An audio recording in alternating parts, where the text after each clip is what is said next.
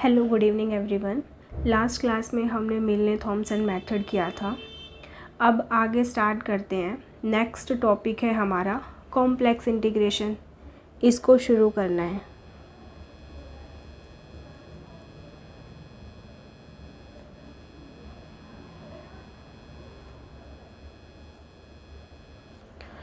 Complex integration की अगर बात की जाए, जैसे रियल में इंटीग्रेशन पढ़ते हो यानी एंटी डेरिवेटिव वाला काम करते हो कि रियल में किसी भी फंक्शन की इंटीग्रेशन करने से पहले हम वहाँ पर क्या चेक करते हैं, फंक्शन की कॉन्टिन्यूटी। क्योंकि अगर फंक्शन कॉन्टिन्यूस हुआ तब उसके इंटीग्रेशन के ऊपर जाते हैं कि जैसे मैं लिखूँ greatest integer of x into D x. इसके इंटीग्रेशन हम वहाँ पे नहीं करते ना रियल में। कब करते हैं?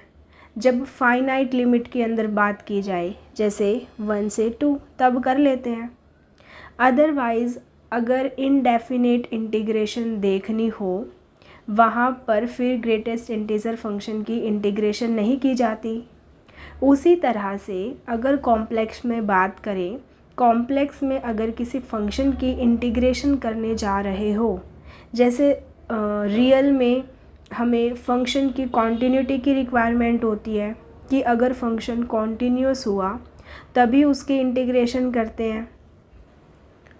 तो कॉम्प्लेक्स के अंदर अगर बात की जाए किसी भी फंक्शन की इंटीग्रेशन करोगे तो उसके लिए आपको रिक्वायरमेंट होगी एक रास्ते की, यानी एक पाथ की, यानी कि F of Z into D Z कि अगर इंटीग्रेशन करो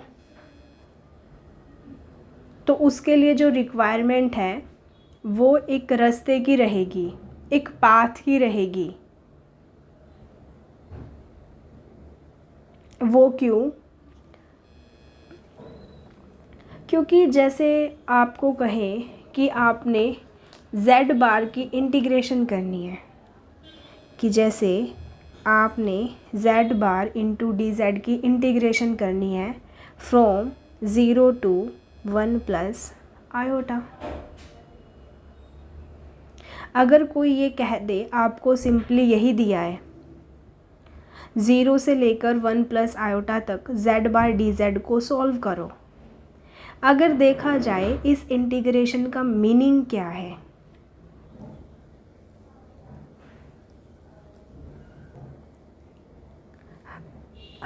हमने ओरिजिन से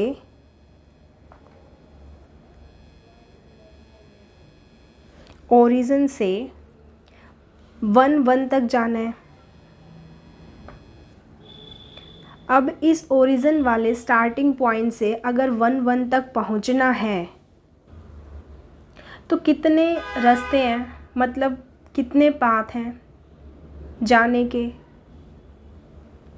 इनफाइनाइटली मैनी, मतलब किसी भी रास्ते से जा सकते हो ना। अगर हम देखें इस इंटीग्रल को सॉल्व करने के लिए, अगर मैं ये स्ट्रेट लाइन वाला पाथ फॉलो करूं, यानी कि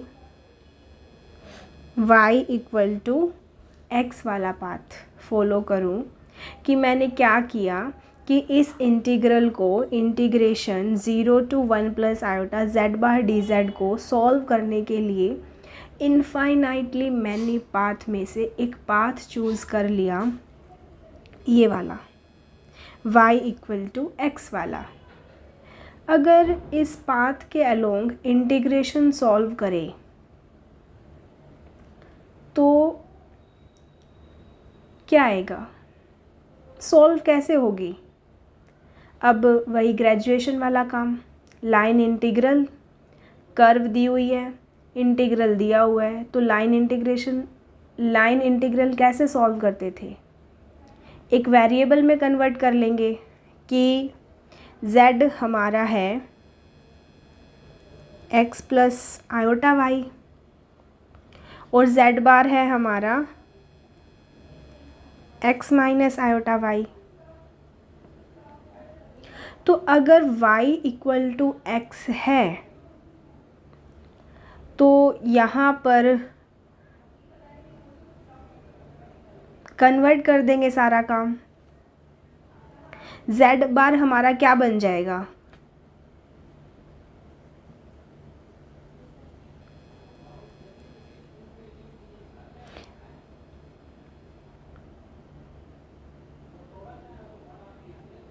अगर y इक्वल टू x है तो फिर यहाँ पे कन्वर्ट कर देंगे सारा काम कि z बार हमारा क्या बन जाएगा? x minus iota x। और अगर यहाँ पे y को x रखें तो z क्या आ जाएगा? x plus iota x। तो dz क्या बन जाएगा? 1 प्लस आयोटा dx।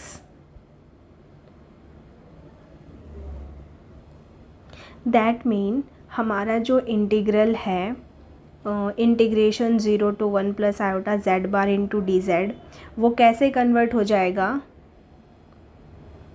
देखो, लिमिट x की रखनी है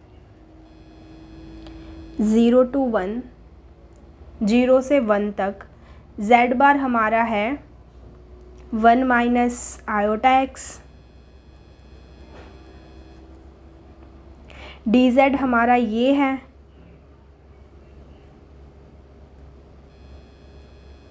1 plus iota dx।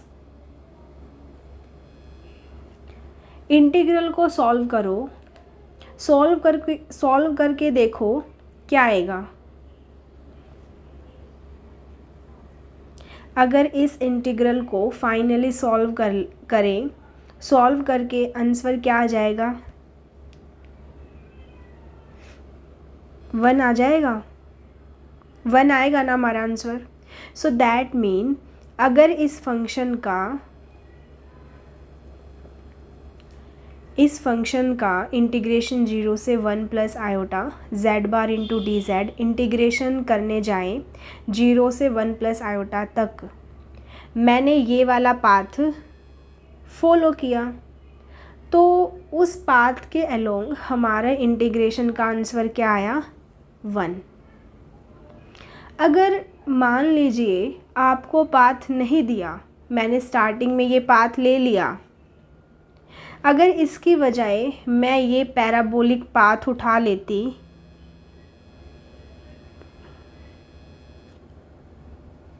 y equal to x square, अगर मैं ये पैराबोलिक पाथ उठा लेती y equal to x square वाला उठा लूँ, तो इस पाथ के अलोंग अगर इंटीग्रेशन सॉल्व करें तो फाइनली आंसर क्या आ जाएगा? चेक करो कि अगर पाथ चेंज कर दें तो क्या आंसर चेंज होगा या सेम रहेगा? चेक करो। ऐसे ही कैलकुलेशन करके क्या आ रहा है? हाँ जी बताओ, सॉल्व हुआ किसी से?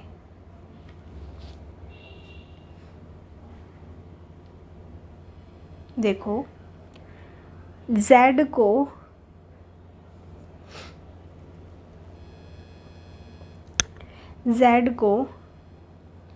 x plus iota x square से रिप्लेस करेंगे, y equal to x square, तो z हमारा क्या बन जाएगा? x plus iota x square. dz क्या बनेगा हमारा?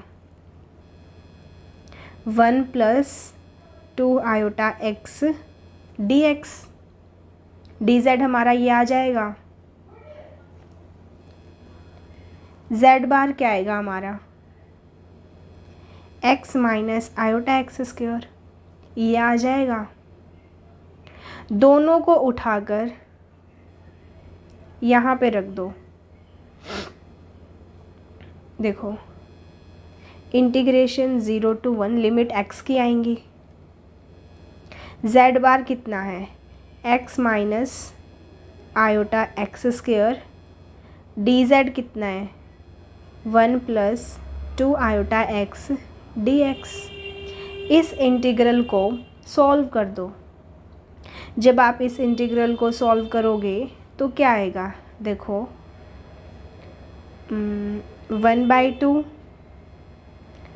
Plus 2 iota by 3 minus iota by 3 plus 1/2।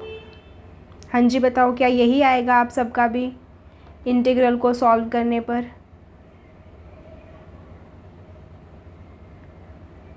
अब इसको सॉल्व करो तो देखो फाइनल आंसर क्या आ जाएगा। फाइनल आंसर आ जाएगा 1 प्लस आयोटा बाई 3। ये आएगा सबका final answer.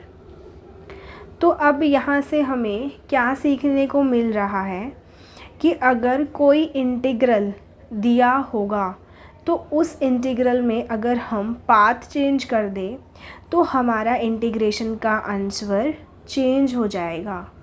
That mean complex के अंदर ये बिल्कुल भी सेंस नहीं बनेगी कि ओनली आपको ये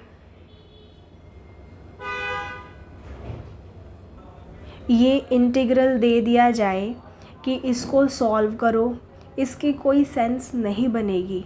जब तक हमें कोई पाथ नहीं दिया जाएगा तब तक हम इंटीग्रेशन सॉल्व नहीं कर सकते। क्योंकि अगर ऐसा कोई क्वेश्चन आ जाए, अगर मैं इस पाथ से जाऊंगी, अगर मैं इस पाथ से गई तो मेरा आंसर आया 1, ठीक है, और अगर मैं इस पाथ से जाऊं तो मेरा आंसर आया 1 प्लस आयोटा बाई 3 मार्क करूँगी। तो दैट मीन इंटीग्रल जो है वो पूरी तरह से पाथ के ऊपर डिपेंड कर रहा है। जब तक पाथ नहीं मालूम इंटीग्रेशन सॉल्व नहीं कर सकते हम। पहले ये बताओ, इतना क्लियर है सभी को? बेसिक सी बात है ये, आगे पढ़ने से पहले पता होना चाहिए।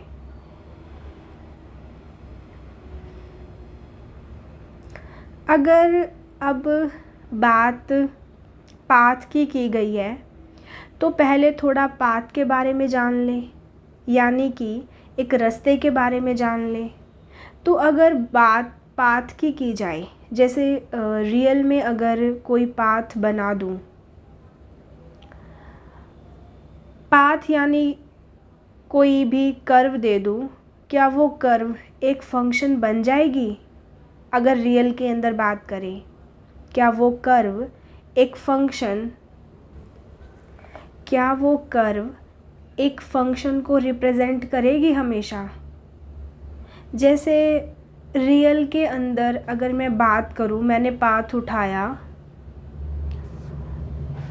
X square equal to y, x square is equal to y, क्या ये एक फंक्शन को रिप्रेजेंट कर रहा है?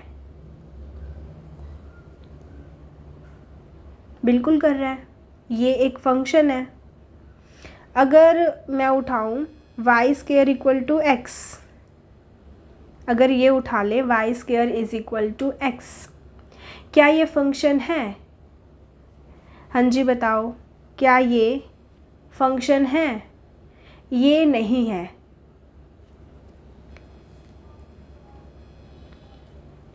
Y square is equal to x ये पैराबोला है।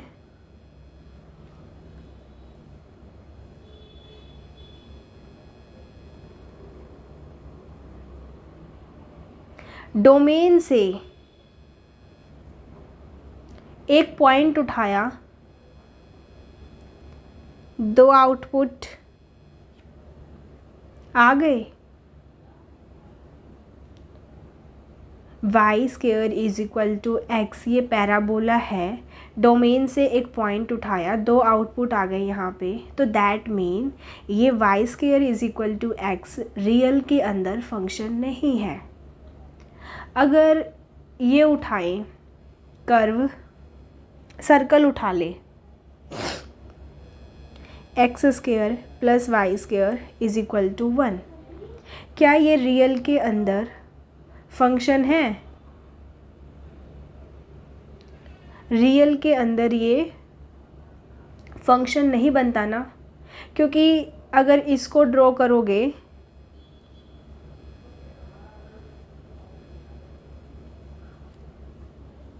तो यहाँ पे भी यही दिक्कत है। एक इनपुट उठाई, आउटपुट 2 आ गई, फंक्शन की प्रॉपर्टी को ख़राब कर रहे हैं ये सारा काम।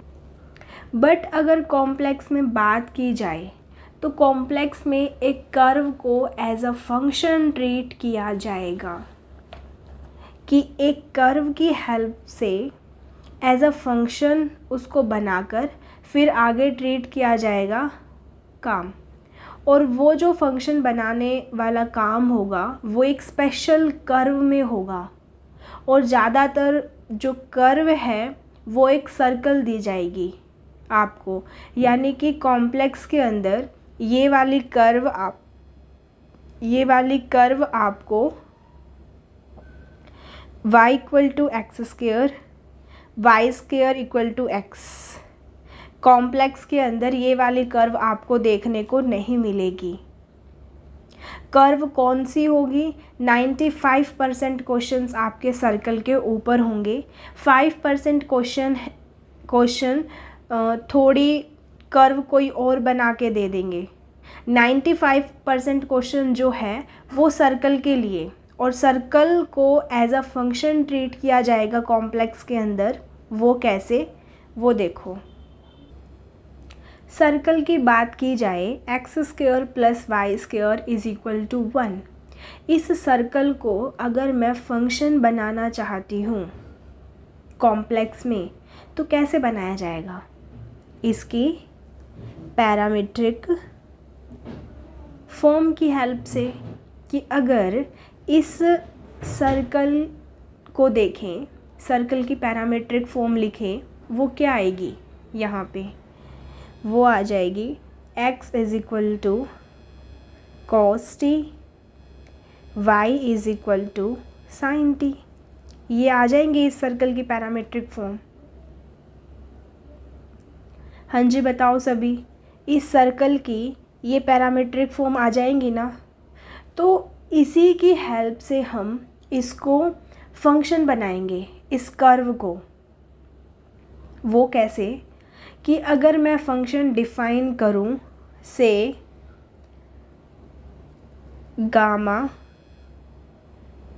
Gamma define on close interval 0 से 2 पाई से लेकर कॉम्प्लेक्स तक, अगर मैं ये फंक्शन डिफ़ाइन करूं with the help of these parametric form, कि जैसे gamma t is equal to से x of t plus iota y t, ये डिफ़ाइन कर दिया। दैट मीन मेरा गामा फंक्शन जो है वो क्या है? Gamma t equal to cos t plus iota sine t, ये आ जाएगा। अब ध्यान से देखो, क्या ये कॉम्प्लेक्स में, अब ध्यान से देखो, क्या ये कॉम्प्लेक्स में, कॉम्प्लेक्स के अंदर एक फंक्शन बन रहा है या नहीं? रियल में हमने देख लिया था कि वो फंक्शन नहीं था। क्या कॉम्प्लेक्स में ये एक फंक्शन को रिप्रेजेंट कर रहा है? जो ये कर्व,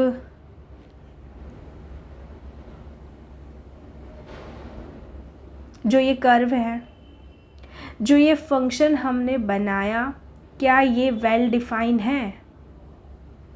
हाँ जी बताओ, क्या ये वेल डिफाइन होगा? बिल्कुल वेल डिफाइन है, क्योंकि जो भी इनपुट उठाओगे 0 से 2 पाई के बीच में, हर एक के लिए एक यूनिक इमेज आएगी ना। जैसे अगर पहले स्टार्टिंग करें 0 से, ज़ीरो पुट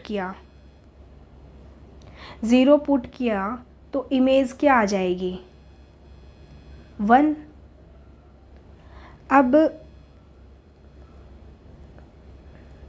अब गामा π/2 पुट करो तो इमेज क्या आ जाएगी, आयोटा।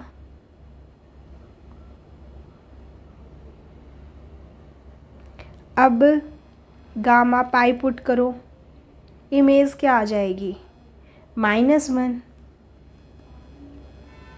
अब पुट करो गामा 3π/2, इमेज क्या आ जाएगी, माइनस आयोटा। आप पुट करो 2π, इमेज क्या आ जाएगी, 1।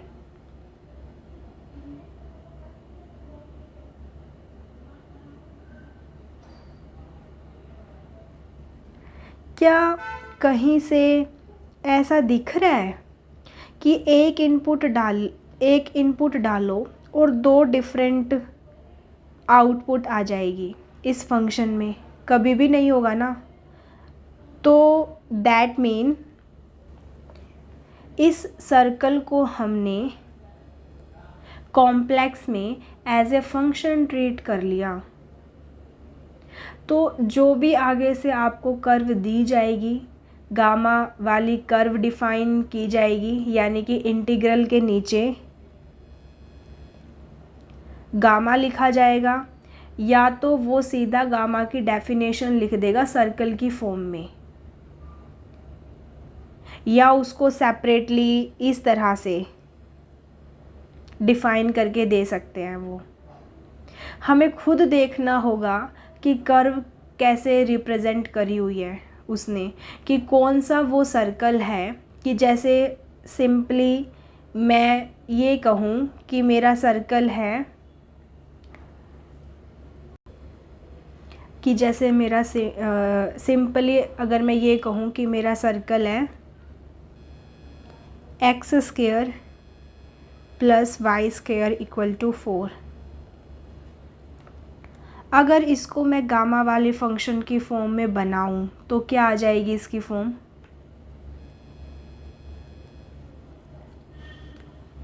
हाँ जी बताओ क्या आ जाएगी, 2 cos t + iota 2 sin t। ये फॉर्म बन जाएगी ना सबकी? हाँ जी बताओ क्या सबकी यही फॉर्म बनी है? सो दैट मीन इस कर्व को देखकर वहाँ पे आपने घबराना नहीं है। यहीं से आइडिया लगेगा कि ये सर्कल है या कौन सी फिगर दी हुई है।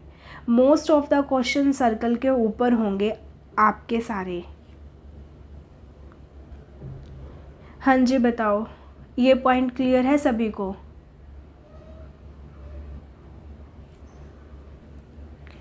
और एक बात और देखो, अगर एक्चुअल में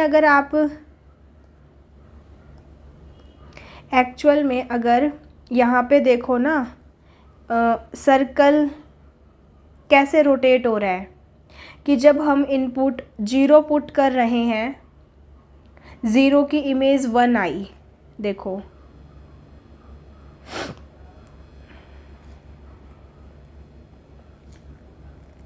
0 पुट कर रहे हो तो इमेज आई, 0 की इमेज क्या आई, 1।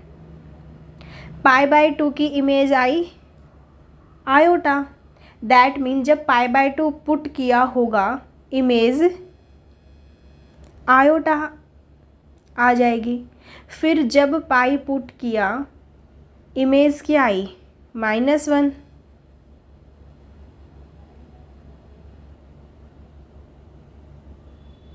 फिर 3π/2 पे इमेज कितनी आई, -आयोटा, फिर 1।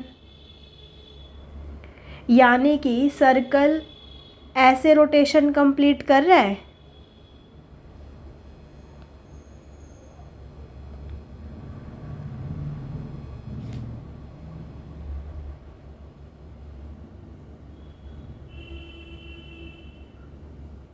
सर्कल ऐसे रोटेट कंप्लीट करेगा ना अपनी। इधर को,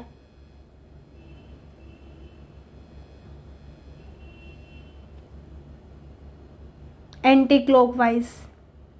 यानी कि ये जो सर्कल दिया हुआ है x square plus y square equal to 1, इसकी रोटेशन एंटी क्लॉकवाइज डायरेक्शन हो रही है। और जो हमारे क्वेश्चन होंगे, इंटीग्रल के क्वेश्चन होंगे, जितने मतलब हमारे क्वेश्चन जितने भी इंटीग्रल के क्वेश्चन होंगे उन सभी में कर्व की रोटेशन जो है वो एंटी क्लॉकवाइज ली जाएगी। यानी कि कभी भी आपको इंटीग्रल को सॉल्व करने के लिए क्लॉकवाइज का क्वेश्चन नहीं आएगा। जितने क्वेश्चन आगे आपसे पूछे जाएंगे उन सब में क्वेश्चन जो होगा, मतलब कर्व जो होगा,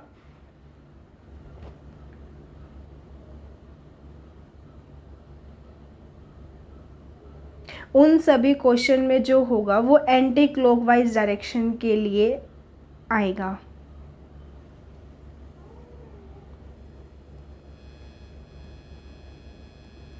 एंटी क्लॉकवाइज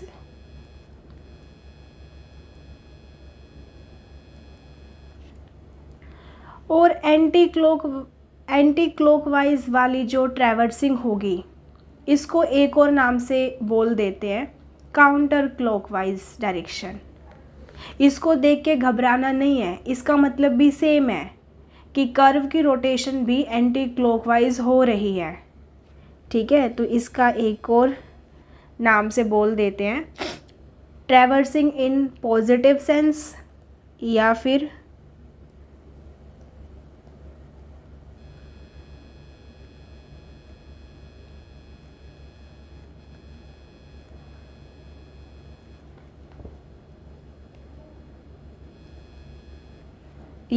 काउंटर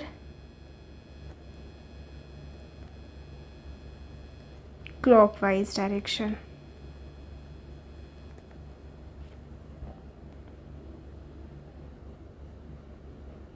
हाँ जी, बताओ क्लियर है सभी को ये पॉइंट।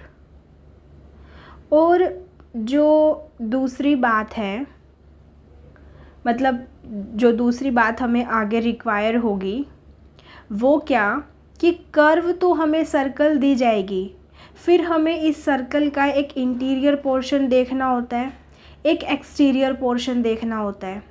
इंटीरियर का मतलब कि सर्कल के इनसाइड कौन सा पोर्शन है, एक्सटीरियर का मतलब सर्कल के आउटसाइड कौन सा पोर्शन है। उसको देखने का तरीका क्या है कि जैसे हम सर्कल के ऊपर अगर एंटी क्लॉकवाइज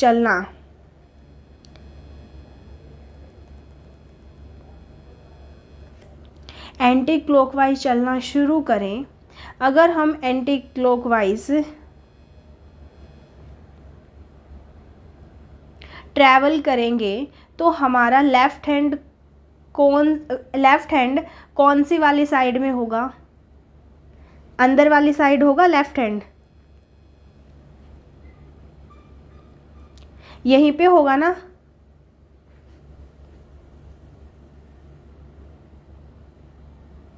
लेफ़्ट हैंड यहीं पे होगा। जब एंटी क्लॉकवाइज जाएंगे दैट मीन जिस डायरेक्शन में आप लेफ्ट हैंड होगा वही डायरेक्शन, मतलब वही जो रीज़न है वो आपके सर्कल का या उस कर्व का इंटीरियर रीजन होगा।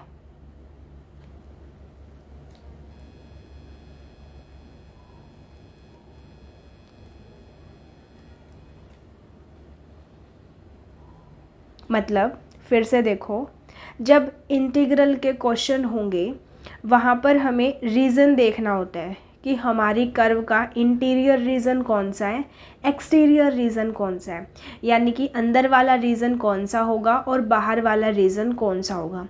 वो देखने का तरीका क्या होता है कि जब एंटी क्लॉकवाइज आप ट्रैवल करो, जब एंटी क्लॉकवाइज ट्रैवल करो, जिस भी डायरेक्शन में आप ट्रैवल करो, तो जो लेफ़्ट हैंड पे जो आपका रीज़न पड़ा होगा वो इंटीरियर होगा यानी कि इनसाइड पोर्शन होगा। जो राइट पे पड़ा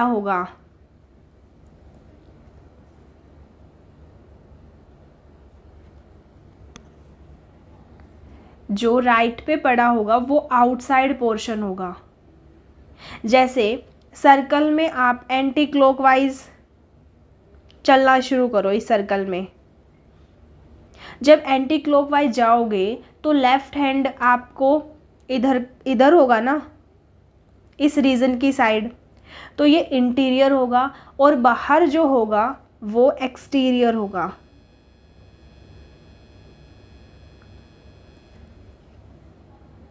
ये हमें डिसाइड करना होता है। और जैसे कि मैंने आपको बताया कि सारे क्वेश्चन वो एंटी क्लॉकवाइज के लिए ही होंगे। जो अगर एंटी क्लॉकवाइज के लिए नहीं होंगे तो वो सर्कल का ये वाला पार्ट, अंदर वाला, यही इंटीरियर बनेगा। क्योंकि डायरेक्शन चेंज हो जाए तो ये काम उल्टा हो जाता है कि जैसे आप डायरेक्शन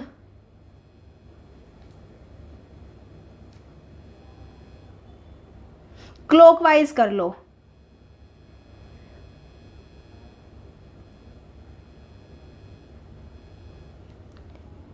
कि जैसे ये सर्कल है, डायरेक्शन अगर क्लॉकवाइज करोगे तो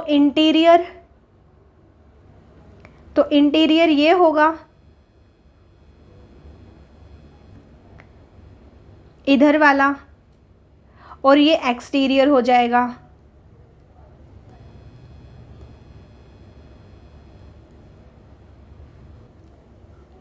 इस पे एक क्वेश्चन सॉल्व कर लेते हैं। देखो, सिंपली आपको ये क्वेश्चन दे दिया जाए कि इंटीग्रल सॉल्व करो से e z d z over a curve gamma, gamma ऐसे डिफाइन करके दी है, z belongs to c, z equal to 3EIT, t की वेरिएशन है 0 से 2 पाई। हमें ये इंटीग्रल सॉल्व करना है। वो ऑटोमेटिक रहेगा कि जो ट्रैवर्सिंग है वो एंटी क्लॉकवाइज लेनी है आपने। तो फिर इस इंटीग्रल को कैसे सॉल्व करें? जैसे प्रीवियस इंटीग्रल सॉल्व किया उसी तरह से इसको सॉल्व करो, बताओ क्या आएगा।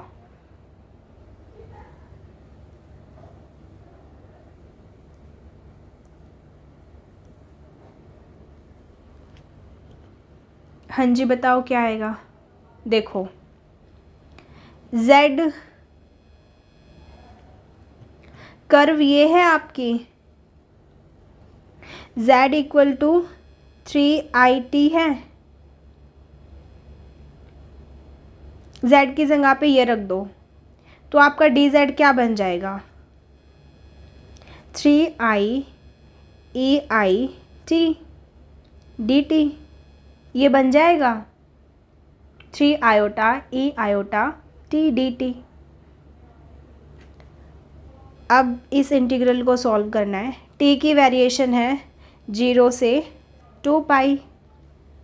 EZ कितना है, 3e की पावर IT। dz आपका ये है 3IE की power iota t into dt। ये बनेगा। अब इस इंटीग्रल को सॉल्व करेंगे। वो कैसे करोगे? ये तो रियल वाला काम है। अगर रियल में देखें तो इस पावर का डेरिवेटिव है ना, तो दैट मीन इंटीग्रेशन यही आएगा, E3 आयोटा t।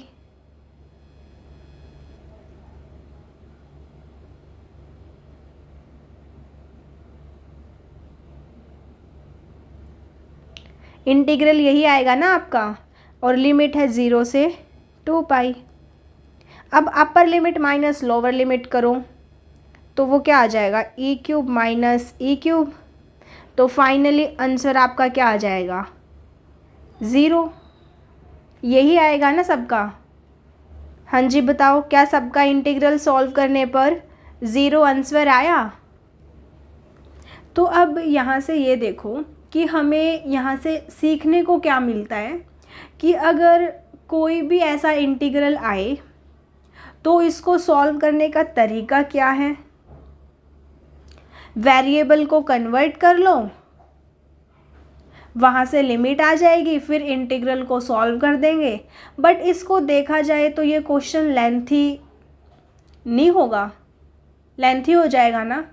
अगर जैसे यहाँ पे देखें, चलो ये फंक्शन तो इजी था, अगर यहाँ पे वो फंक्शन चेंज कर दे, जैसे फंक्शन ये बना दे z³ + z5 + 1 into sine z, ऐसा फंक्शन बना दे, कर्व आपकी सेम है, अब काम लेंथी हो जाएगा ना। अगर इस इंटीग्रल को सॉल्व करने जाएं, उस कर्व के लिए काम लेंथी है, तो ऐसे क्वेश्चन को फिर कैसे किया जाए। तो यहाँ पर कॉम्प्लेक्स में जो है वो रियल के कंपैरेटिव काफ़ी इजी है, काफ़ी आसान काम है कि रियल में इंटीग्रेशन सॉल्व करना, यानी कि पूरी टेक्निक ढूंढना कि कैसे कैसे स्टेप लगाए जाएं, तो उसके कंपैरेटिव कॉम्प्लेक्स में इंटीग्रेशन करना आसान होता है। वो कैसे? क्योंकि यहाँ पर जो है इंटीग्रल को सॉल्व करने के लिए कुछ डायरेक्ट थ्योरम है, उन थ्योरम की एप्लीकेशन अप्लाई करके क्वेश्चन को सॉल्व करेंगे। यानी कि अब थ्योरम को अप्लाई करने का टाइम आ गया, थ्योरम्स को अप्लाई करने का टाइम आया, रट्टा मारने का टाइम नहीं है, वो एमएससी में था।